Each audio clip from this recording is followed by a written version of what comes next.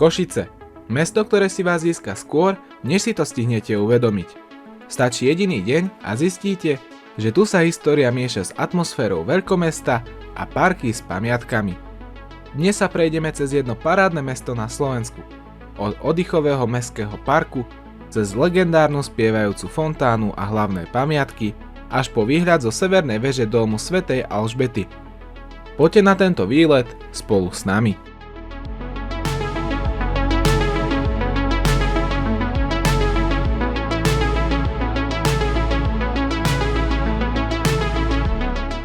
Náš výlet začína od železničnej stanice v Košiciach a ideme najskôr do mestského parku. Hoci je len pár krokov od centra, pôsobí úplne inak, než by ste možno čakali. Je to miesto na nenáročné prechádzky, šport, oddych, ale aj na dlhšie zastavenie s rodinou či deťmi. Park tu vznikol už v 19. storočí, no jeho história siaha ešte ďalej. Kedysi tu boli kúpele s prameňom železitej vody. Dnes je to zelené srdce mesta, ktoré po revitalizácii dostalo nový život.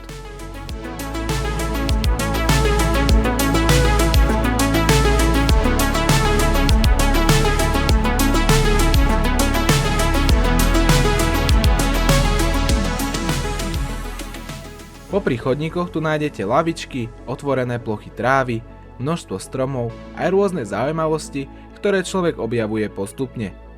Park je vzdušný, príjemný a najmä živý.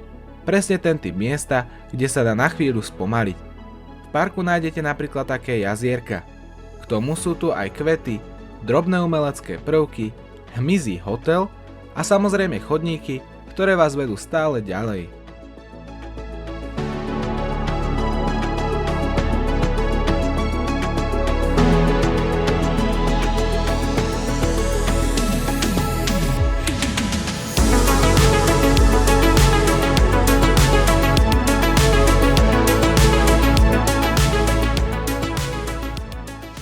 Jedným z najväčších lákadiel parku je fontána. Voda, zeleň a pohyb okolo vytvárajú presne tú atmosféru, kvôli ktorej sa do mestského parku oplatí prísť, hoci len na chvíľu.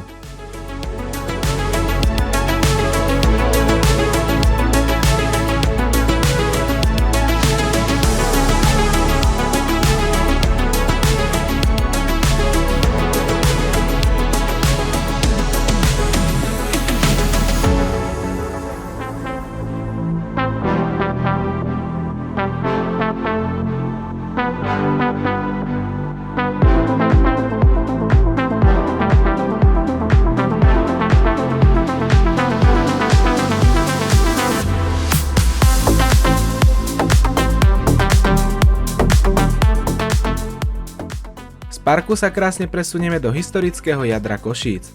Stačí pár minút chôdze a už sa ocitáme pri budovách, ktoré patria k najznámejším symbolom mesta. Jedným z nich je aj Jakabov palác. Budova ako z rozprávky. Neogotický palác z prelomu 19. a 20. storočia, ktorý si okamžite pýta pozornosť, hoci nie je verejnosti prístupný.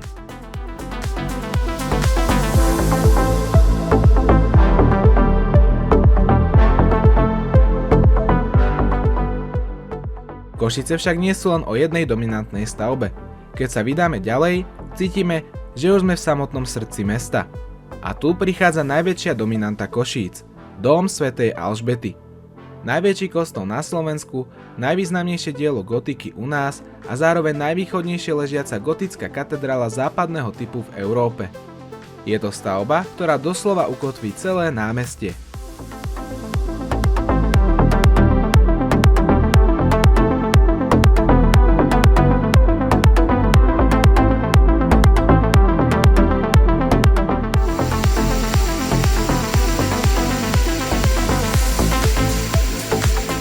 Hneď pri dome svätej Alžbety nájdeme aj ďalší symbol mesta, spievajúcu fontánu.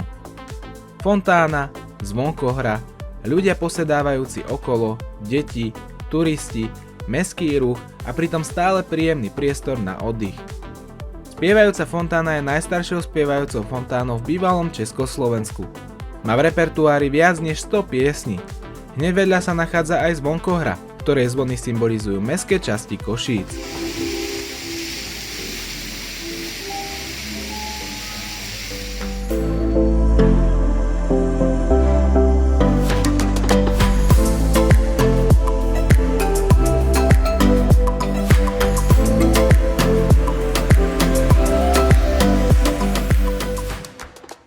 Len pár krokov odtiaľ stojí kaplnka svätého Michala. Malá, ale mimoriadne dôležitá pamiatka.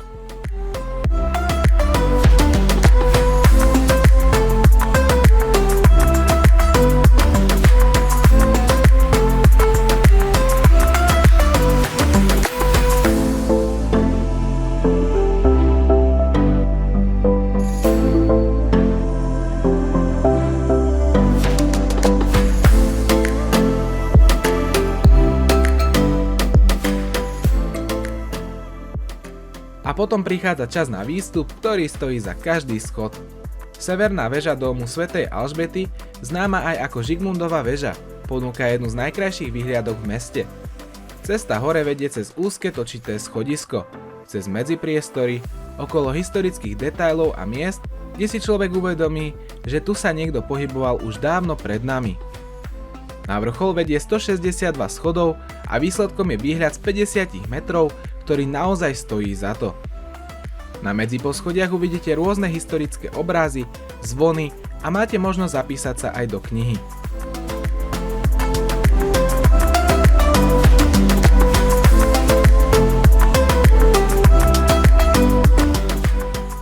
Keď sa dostanete na vrchol veže, zhora vidíte centrum Košíc, strechy historického jadra aj vzdialenejšie časti mesta. Je to ten moment, keď si poviete, že celé to stúpanie malo naozaj zmysel. Vychutnajte si tieto výhľady spoločne s nami.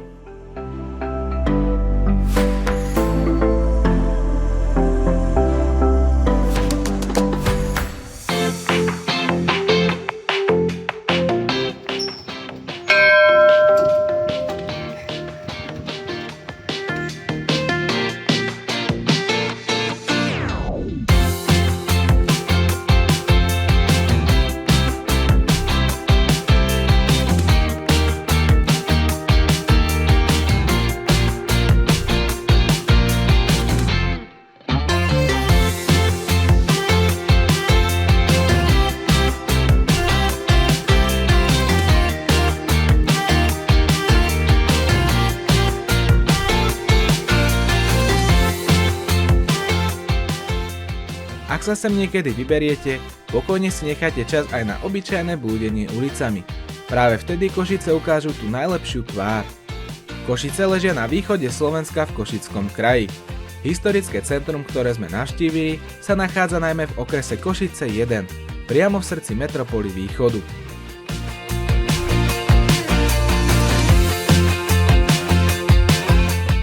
Ak sa vám toto putovanie Košicami páčilo, určite sa oplatí objavovať aj ďalšie miesta na Slovensku. Ak chcete vidieť viac podobných výletov, nezabudnite odoberať tento YouTube kanál a vidíme sa pri ďalšom videu. Ďakujem vám za vašu pozornosť.